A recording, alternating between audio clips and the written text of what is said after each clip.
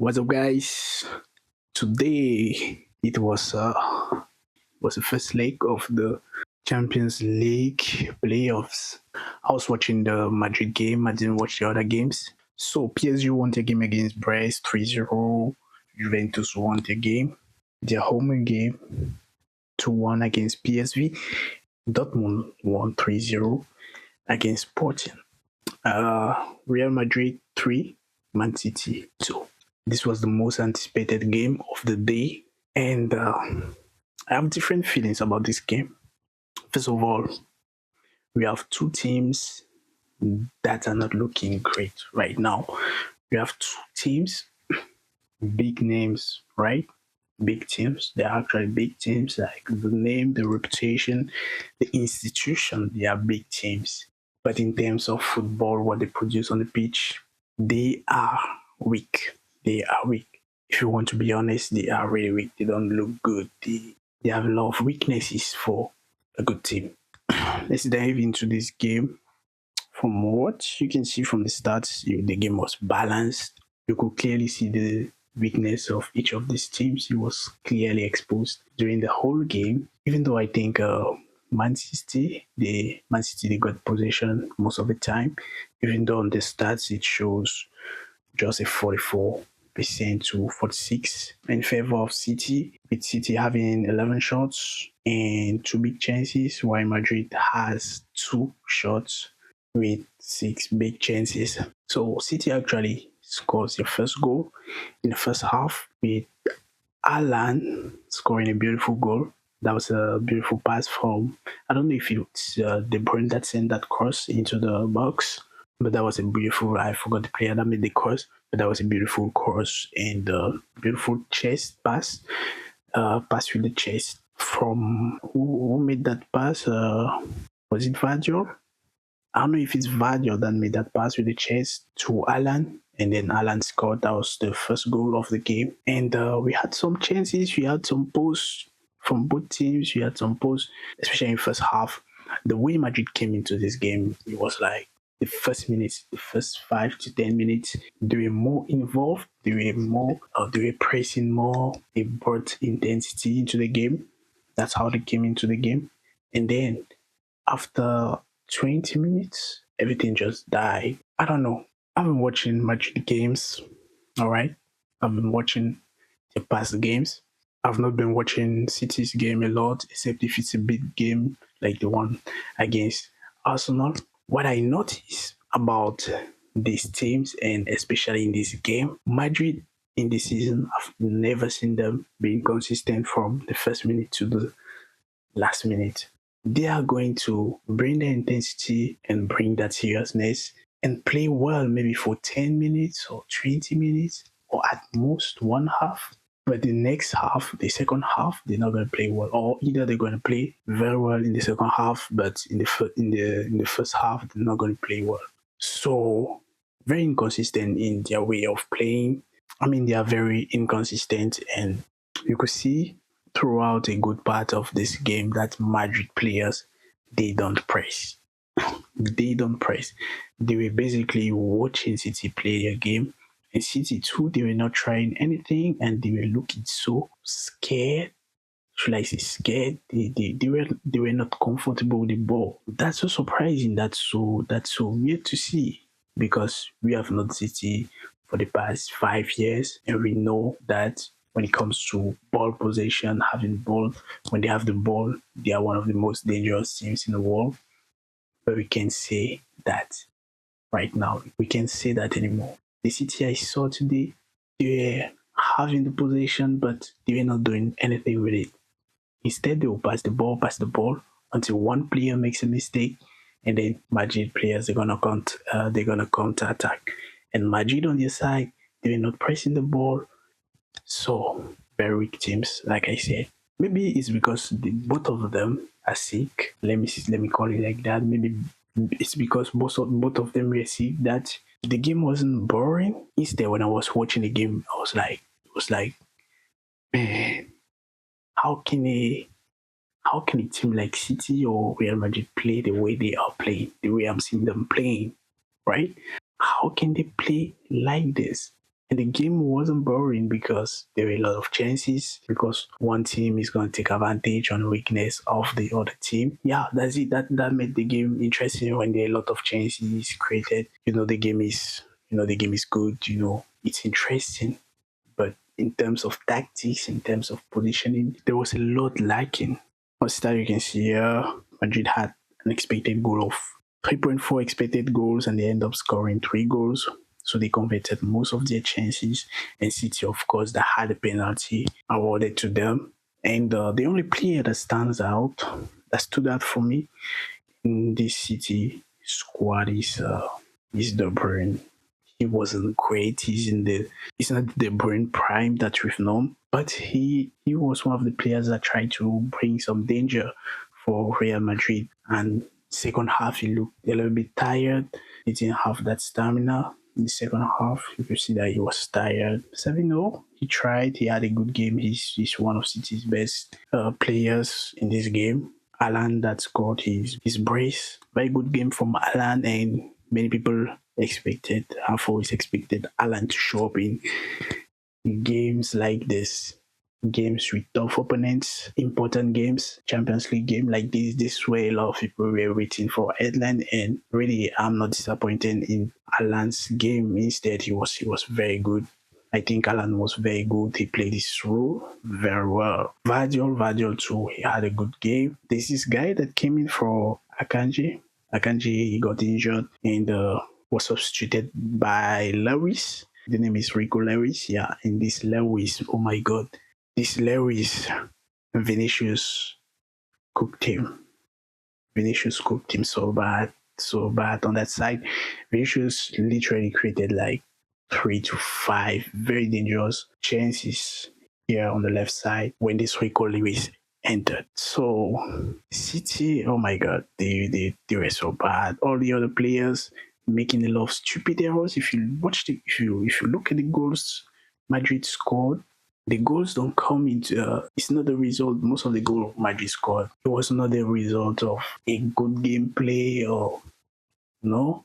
Instead, most of their goal was a result of City players making stupid errors. Like out of the 3 goals Madrid scored, 2 of them, I could say even all of them, is due to the errors of of some City's players. Like the one of Mbappe. Nobody's tracking, but nobody's marking Mbappe. He's alone, and he even misses the ball. He doesn't get the ball as he wanted to get it with his legs. But still the ball gets in. Bellingham goal, bad passes, Rico Lewis. Oh my God, too many errors from City. Too many errors, especially when you have an advantage.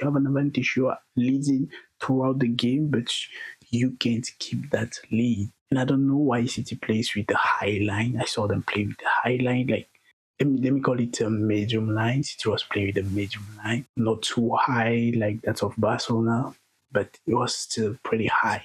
And Madrid's strategy was basically get the ball and send long balls to Mbappe or Vinicius in the front with their pace. And it worked.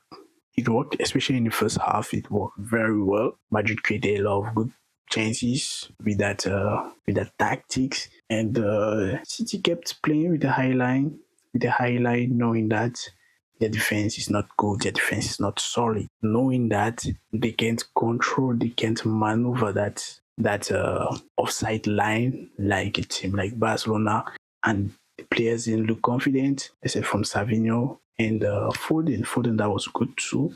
Those are the only players that stood out in this game. The other players, Diaz, nothing, couldn't do nothing. And Edison made some pretty good saves. If not, it could have been worse. This could have been worse. And I predicted, if you watch my prediction videos for the UCL Play-Offs, I predicted that Madrid was going to win. I know both teams have their weakness, but Madrid is a team that even in tough situations, they can still make something good out of it. They can still produce something good out of it. Meanwhile, City, being sick, they don't have it in them. If City plays bad, they're going to lose. Even against the lowest team on the table, even against the weakest team you can think of, City can lose when they don't play well. Meanwhile, Madrid, they can play bad and still with some good teams, some very good teams. All right. So that's why I went in favor for Real Madrid, I knew Madrid will win because Madrid is not a team that usually needs to play very well to win a game. Looking at Madrid players' ratings right here, I don't totally agree. I think Rodrigo had a very good game, especially in the first half, but the second half he ghosted. I wasn't seeing him. Mbappe as well, first minutes, maybe first 15 minutes of the game, he was pretty involved in almost everything, but after he died off until his goal. But Mbappe, he was just good for some few minutes in the game and he scored an important goal. So I guess that's what they expect from him and that's all. And Bellingham, first half, very poor, very bad. Second half was much better for Bellingham. And Vinicius, he did create a lot of very good chances for Madrid. I think he had a good game, Vinicius. And Madrid has a positioning problem because a lot of the crosses Vinicius have made, if Madrid, if their attacking positioning was very good, I think they could have scored even more goals because there are a lot of situations where Vinicius eliminated, got into the box, make a cross, but nobody can get it. Nobody is able to get the ball because there's nobody or they are not well positioned to get the ball and push into the net. And it happened even in their last game in La Liga against Atletico. We saw that a lot of times. So Madrid has a problem. They have an offensive problem, especially with positioning. If you notice, almost all of their games, most of their goals happen randomly. It comes from individual performance, individual moments. Most of Madrid goals, it doesn't come from a collective gameplay, a collective involvement, not like that. And that's what's saving Madrid. That's why they could beat City. Meanwhile, City needs a collective performance. Even with the talent like Haaland, he's not able to save them all. Even with Savinho, even with Foden, they can't do nothing on their own if the team is not performing well. And that's the total opposite for Madrid that can really rely on individual players, their individual talents. Each of these players I'm mentioning, Vinicius, Mbappe, Bellingham, they only had some moments of brightness, some moments to shine, but not throughout the game. They didn't play well throughout the game. It was just for some moments, maybe for 20 minutes, 30 minutes, or 40 minutes. So, yeah, Madrid has the advantage 3-2 against City. We're going to wait for the second leg. That's going to be in Santiago Bernabeu. We're going to be waiting for that. PSG 3-0. I predicted that in my UCL prediction video. The playoffs prediction videos. PSG, so that's in. And PSV, Juventus, I predicted PSV was going to win. So, they lost, but we wait for the second leg because the prediction I was making was for the qualification, like which team is going to qualify. So we can't say anything right now, but I still think Madrid is going to qualify, PSG is going to qualify, PSV can qualify. There's only one goal difference, so I think they can do it at home because they played away against Juventus. And Dortmund won Sporting 3-0 away, and I predicted that as well. We're gonna wait for next games tomorrow. Tomorrow we got Bayern playing Atlanta, Benfica playing, Milan playing. The most interesting game, I think, Monaco against Benfica is gonna be the one I'm gonna watch tomorrow. It's the most balanced games.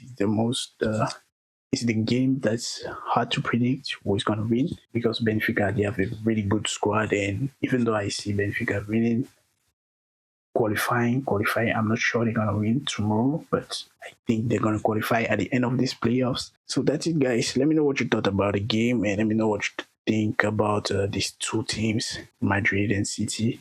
City is really sick, man. City is really sick, and I feel for Pep. With all that is happening in his personal life, I feel for him. It's sad, especially knowing where City is coming from. Almost all their games against big teams, they've been losing. Against PSG, they were leading, but PSG finally won them 4-2. Their game against Arsenal completely destroyed them. The one against Chelsea, I don't know. Chelsea, I don't consider Chelsea as a big team for now. This year, I don't consider them as a big team. I know they've been doing good, they've been improving, but I don't consider them as, And City have been they've been having problems with most of the big teams, Arsenal, PSG, Liverpool. I mean, I mean, it's a sad time. It's a very disappointed time for Manchester City fans. Wow. Anyway, the game was interesting. At least it wasn't boring. It was with all the chances, the goals. I mean, 5 goals in the game. Game was interesting. And anyway, let me know what you thought about the game in the comments. And I want to know what you think of these two teams. What do you see qualifying? What do you think of the downfall of Manchester City? And I'll catch you guys tomorrow. We're going to talk about the game of Benfica against Monaco because that's the game I'll be watching.